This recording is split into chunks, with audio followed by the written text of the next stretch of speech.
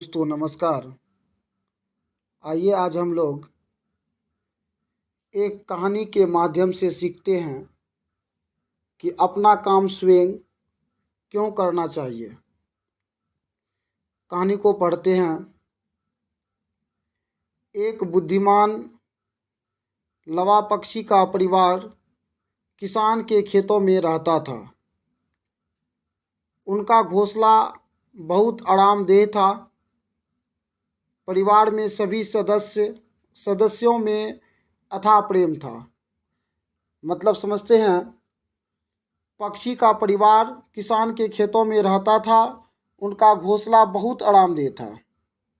परिवार में सभी सदस्यों में अथाह प्रेम था, अर्थात परिवार के बीच में बहुत प्रेम था। एक सुबह अपने बच्चों के लिए भोजन की तलाश में जाने से पहले बच्चों की माँ ने कहा, देखो बच्चों, किसान बहुत जल्दी अपनी फसल काट कर आएगा। ऐसी स्थिति में हमें अपना नया घर खोजना पड़ेगा। तो तुम सब अपने कान और आंखें खुली रखना, और जब मैं शाम को लौट कर आऊँ तो मुझे बताना कि तुमने क्या देखा और क्या सुना।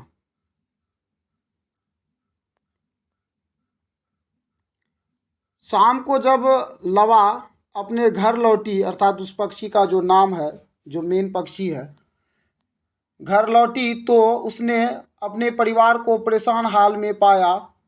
उसके बच्चे कहने लगे, हमें जल्दी ही यह स्थान छोड़ देना चाहिए।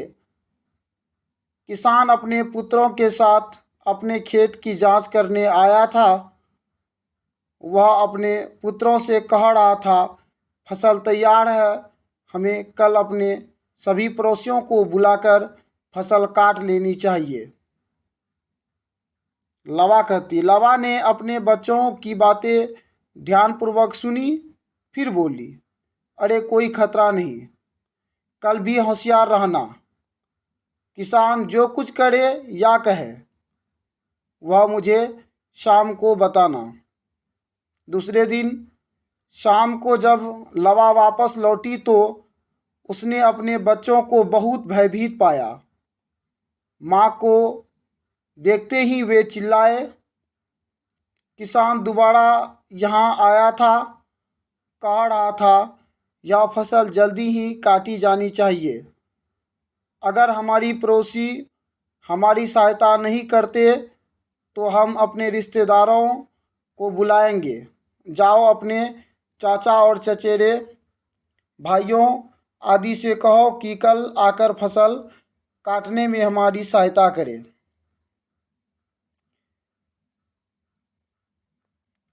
लवा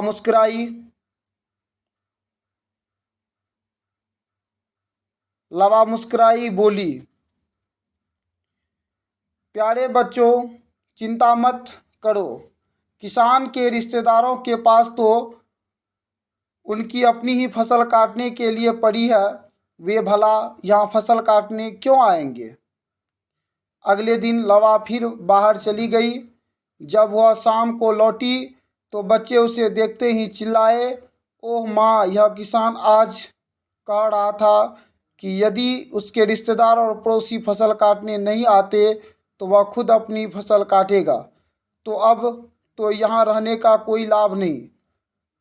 तब तो हमें शीघ्र ही यहाँ से चलना चाहिए। लवा बोली, यह मैं इसलिए कह रही हूँ कि जब कोई किसी कार्य के लिए किसी अन्य पर निर्भर करता है तो वह कार्य कभी पूरा नहीं होता, परंतु वही व्यक्ति जब उस कार्य को स्वयं करने की ठान लेता है तो संसार की कोई भी शक्ति